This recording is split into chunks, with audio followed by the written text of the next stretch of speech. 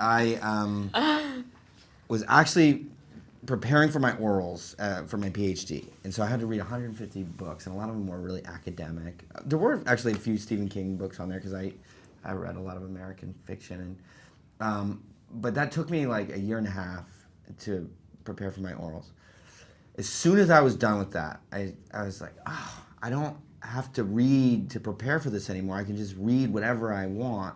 And I'd remembered seeing 11/22/63 in the airport and thinking, oh, I want that. And so that was the first book I read. No. And the first one? Yeah, after reading all those academic books, and I read it to Sam, my assistant, and she and I got through it in like a week, I think. She would read back to me, and then, we got through it, loved it, and my friend knew Stephen King, so I got Stephen King's email, and I emailed Stephen King, because I'd heard, like, oh, he's so generous with the rights to his stuff, like Shawshank Redemption, I think he gave it for like $1,000 or something, and so I was like, oh, maybe if we can do this.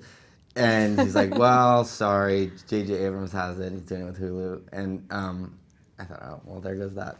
And so I just wrote a little review about the book for Vice, and J.J. read it, and he wrote me back a couple weeks later and said, you know, I'd love for you to do it.